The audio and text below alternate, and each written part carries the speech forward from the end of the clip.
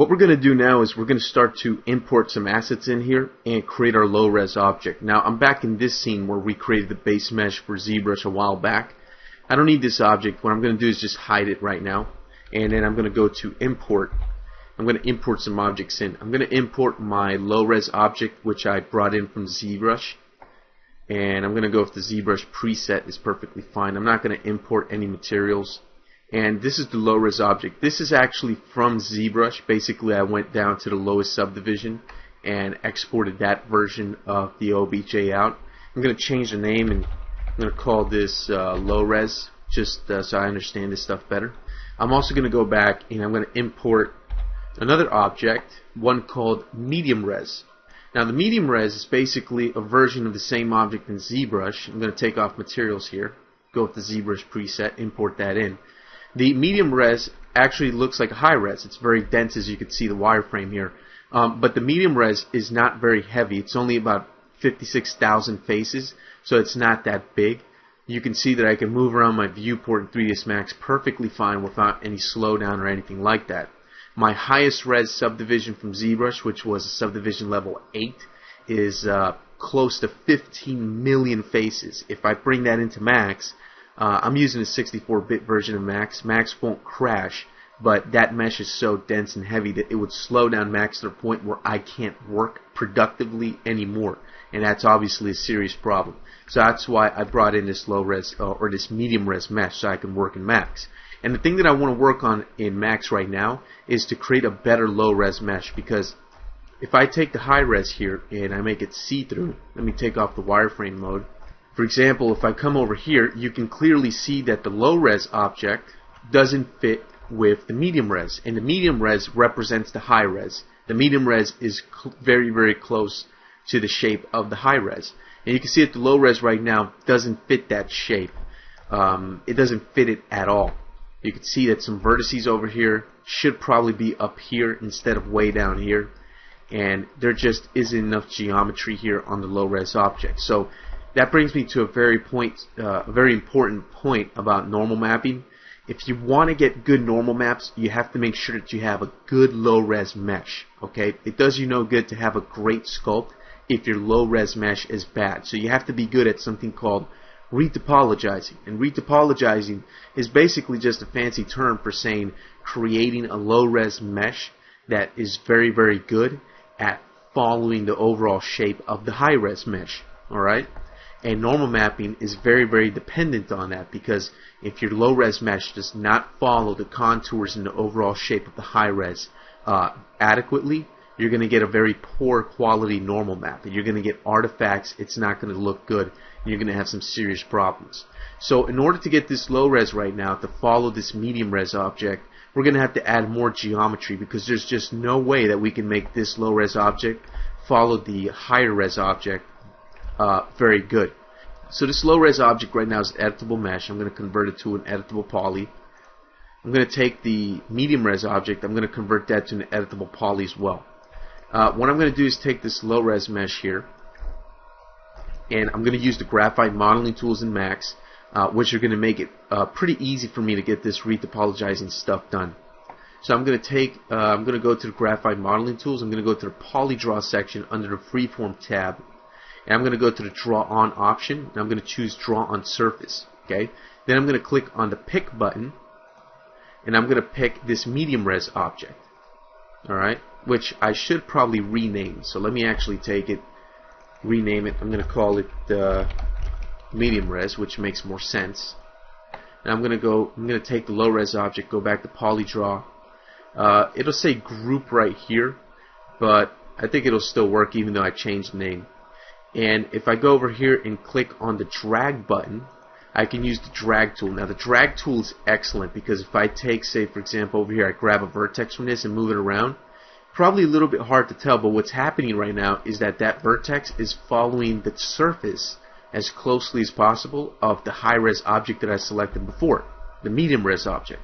Okay, this is a really good way of working, but we need some more geometry. So let me go ahead and I'm going to take a ring of edges here. I'm going to connect this once. I'm going to hit OK. I'm going to click on vertices there so I could select the vertices, and I'm going to switch to local mode, and I'm going to move these vertices locally like this so it follows the shape and volume of the higher res object, the medium res object, a little bit better. And the next thing I'm going to do is I'm going to use that drag tool. Alright, so what you want to do is you want to go to polydraw over here, use the drag tool, and start to drag some of this geometry. And as soon as you start touching this geometry, it starts to basically form itself onto the surface of the medium res object that's underneath, or that's on top. And this is really good because it means that we're going to have a low res mesh that follows the contours and shape of the higher res object, which is going to give us a really nice result when we normal map, which is very important. I don't think a lot of people, especially newcomers to normal mapping and high res modeling and stuff like that, realize this. This is actually really important. I really haven't seen it covered too much in other training online or any type of forums and stuff like that. It's actually pretty rare to see, but this is actually very important, and I think it's overlooked again by a lot of newcomers to 3D and game development in general. But this is extremely important. You need to make sure that you have an excellent low-res cage object that you're going to be normal mapping onto. Has to follow the high-res object as closely as possible. Alright, so I got some of that done, but we're still missing some geometry. So here's what I'm going to do. I'm going to take this loop of edges that's right here. Alright, and what I'm going to do is I'm going to chamfer this. Let me take my tool options here.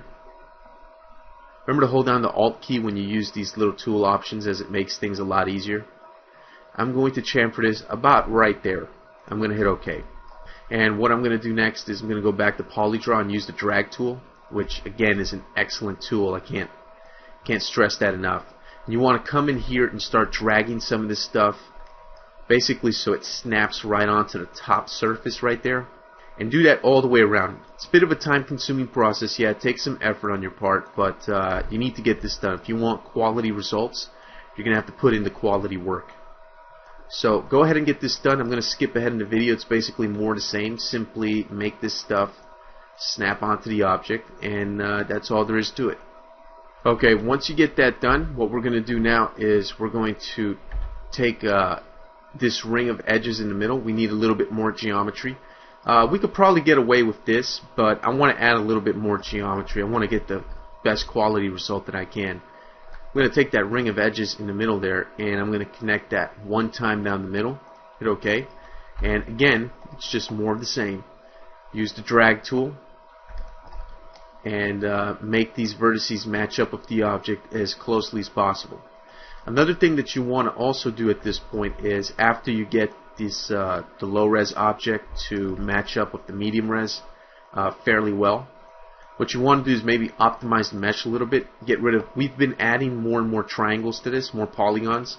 So what I want to do is start optimizing a little bit, get rid of some stuff that we don't really need.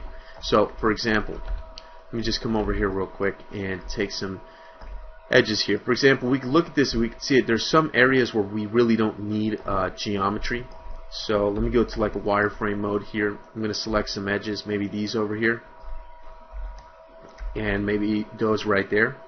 Okay, it's basically these, and I don't really need. Let me take the medium res object and I'm going to hide it for now. So again, let me go back to these edges over here, and what I'm going to do is I'm going to collapse these edges so I get something like that. So see how you can start to get rid of some of this extra geometry that we don't really need. It's just kind of a waste of space or whatnot. So just collapse that stuff, get rid of it. Go around the object, find stuff that you really don't need, like these edges here. We probably don't need those right there, so we could collapse that. Start to reduce the geometry. A good way to keep track of this is to go to the configure window. Let me go to statistics. I'm going to do a triangle count. I'm going to turn off all this other stuff, and I'm going to go to selection.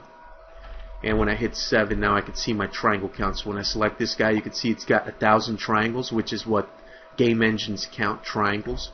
And what I can do now is start to down-res it and try to get that 1,000 to get as low as possible. Okay. and then we'll meet up when we're finished. Alright, so I ended up creating a final model here for the low res. You can see how I added geometry, I pushed and pulled vertices around and stuff like that. I also optimized a lot of the area. Got the triangles down to 982. I could probably continue to optimize this further, but I think you get the idea.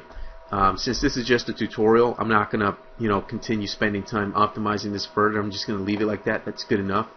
But for a final, I would optimize it as much as I could. Alright, let me go to unhide my name. I'm going to unhide that medium res object so we can compare this, and we can see that the low res now follows the medium res extremely well. At this point, I just want to take the medium res object. I'm going to hide it again. I don't need it. And we're done creating this low res object. So now that we have a proper low res object, we can go ahead and normal map this.